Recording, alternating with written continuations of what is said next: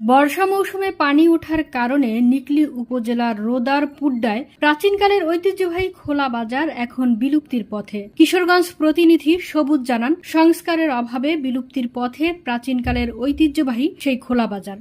রোদার পুড্ডা বাজার কমিটির লোকেরা বলেন, প্রতি বছরেই বাজার থেকে সরকারি ডাকের মাধ্যমে ৮০,০০০ থেকে ২ লক্ষ টাকা পর্যন্ত পেলেও আজও এই বাজারের কোনো সংস্কার করা হয়নি। বাজারের ব্যবসায়ীরা বর্ষা মৌসুমে পানির কারণে হাটে বসতে পারেন না। এলাকাবাসীরা বলেন, এই বাজারটি সংস্কার করা হলে সরকার যেমন লাভবান হবে, তেমনি এলাকার ছোটখাটো ব্যবসায়ীরাও লাভবান হবে। বাজার অনেক জায়গা গর্ত আছে, গর্তটা যদি বইরা দেয় তাহলে বাজারটা উন্নয়ন হবে। প্রধানমন্ত্রীর কাছে আবেদন করতে যে বাজারটা কোনো মতো যেভাবে হারে বাজারটা করে দেবে। মাননীয় সংসদ সদস্যের কাছে আমি আব্দুল হোসেনের কাছে আমি সেই দাবি জানাচ্ছি। বর্তমান যে চেয়ারম্যান মুকাররম সর্দারের কাছে আমার এই আবেদন, যাতে আমার এই বাজারটা উন্নয়ন করে।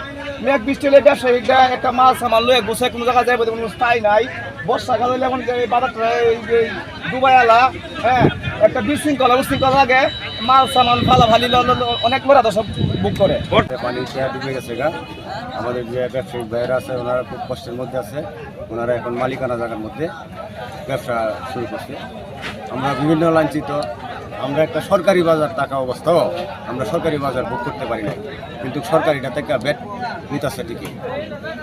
আমরা সকলের পক্ষ থেকে প্রধানমন্ত্রীর কাছে আমাদের আবেদন, যাতে এই বাজারের প্রতি একটু সুদৃষ্টি দেয় এবং আমাদের সংসদ সদস্য মাননীয় মোহাম্মদ আফজাল হোসেন এমপি সাহেব উনিও যেন আমাদের বাজারের প্রতি একটু সুদৃষ্টিতে দেখে।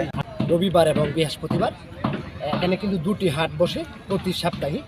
আর বিশেষ করে এখন বর্ষাকাল পানির যে আগমনের কারণে কিন্তু ব্যবসায়ীরা কিন্তু সেই জায়গায় বসতে অনেক সমস্যা হচ্ছে। এই রোদার পুড্ডা সাপ্তাহিক যে বাজার, এই বাজার প্রাচীনকালের ঐতিহ্যবাহী একটি বাজার।